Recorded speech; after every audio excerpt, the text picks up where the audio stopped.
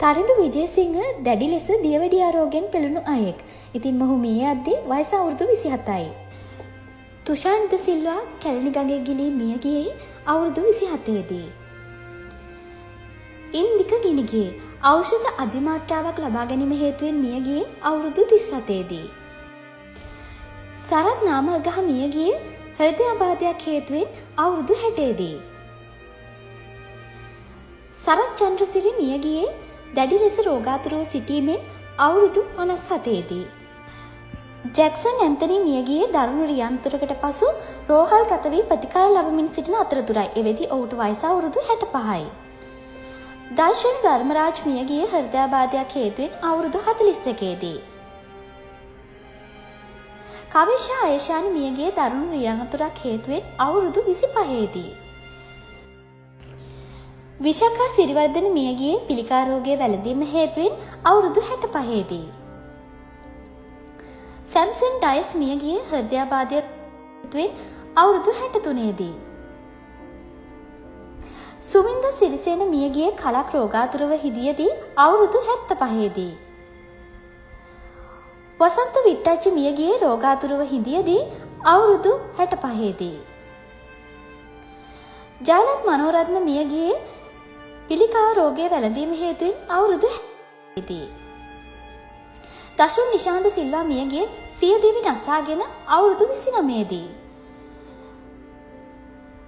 Mercy Edirisinghe මිය ගියේ කලක් රෝගාතුරව සිටියදී අවුරුදු 68 දී.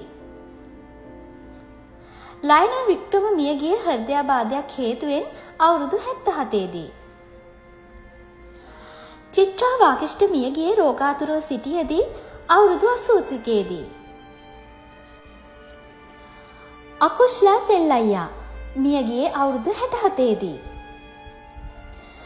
මේරි සමරසිංහ පිළිකා රෝගයේ වැළඳීම හේතුවෙන් මිය ගියේ අවුරුදු 81 දී. ලියෝනි කොතලාවල රෝගාතුරව සිටීම හේතුවෙන් මිය ගියේ අවුරුදු 77 දී.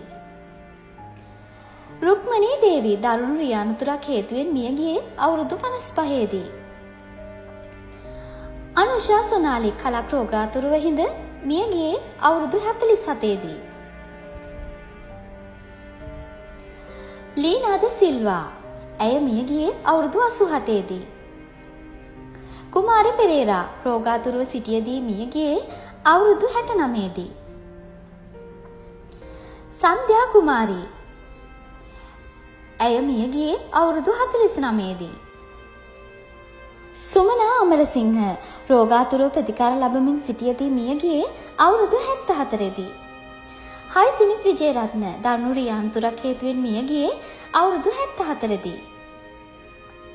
සුසන්තා චන්ද්‍රමාලි පිළිකා රෝගයේ වැළඳීම හේතුවෙන් මිය ගියේ අවුරුදු 61 දී. රාමනී බ්‍රතලෝමියස් හිසට සිදු වූ දරුණු අනතුරක් හේතුවෙන් මිය ගියේ අවුරුදු 21 දී.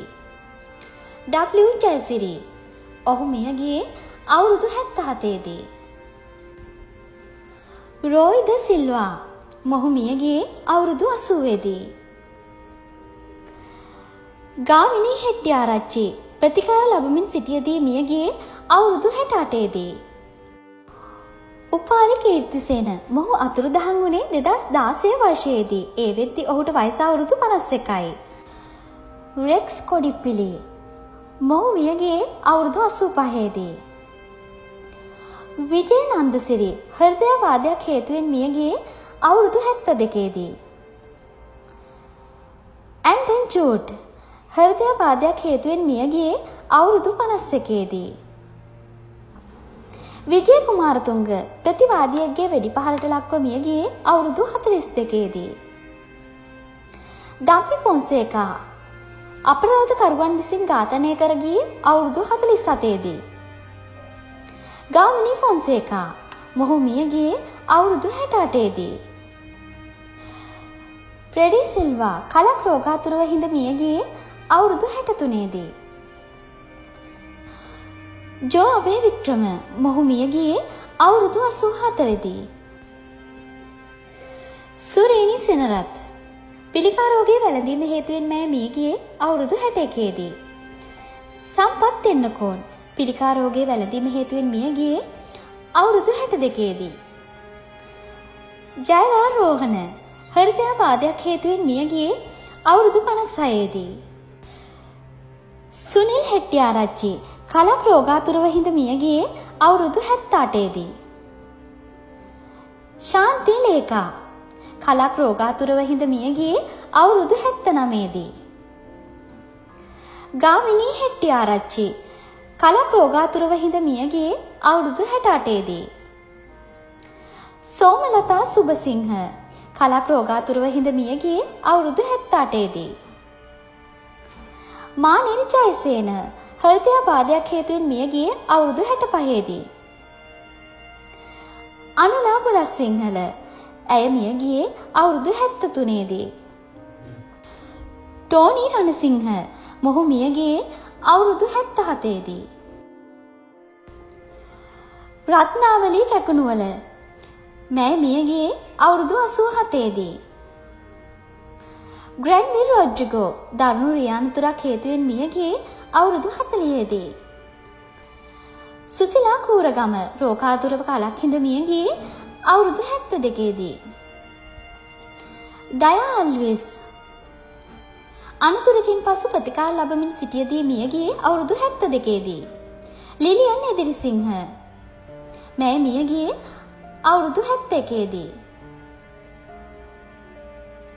ටෙනිසන් කුරේ මොහු මිය ගියේ හෘදයාබාධයක් හේතුවෙන් අවුරුදු 68දී.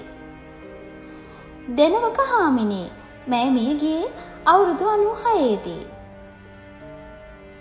හෙන්රි ජයසේන මොහු මිය ගියේ අවුරුදු 78දී.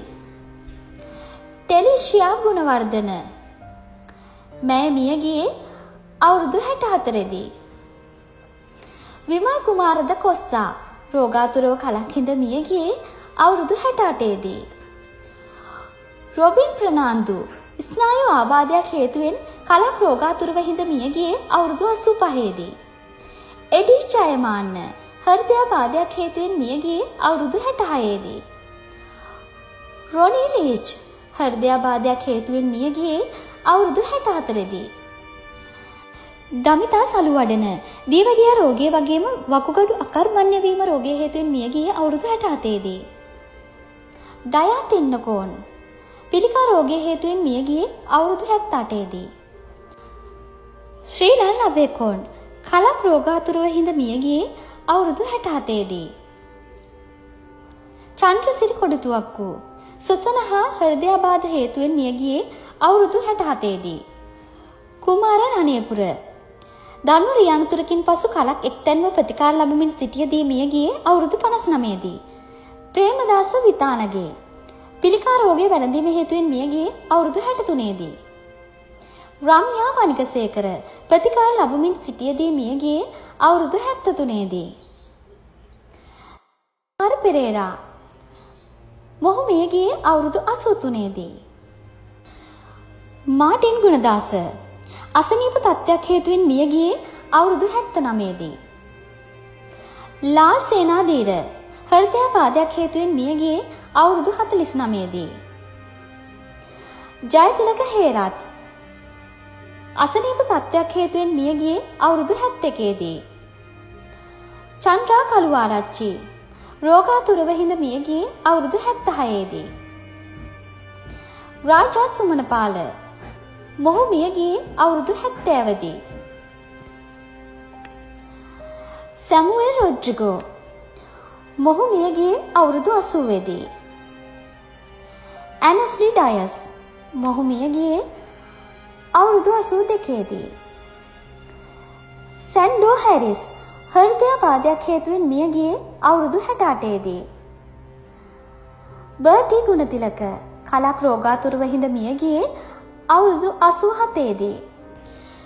විල්සන් කරුණාරත්න කලක් රෝගාතුරව හිඳ මිය ගියේ අවුරුදු 79දී.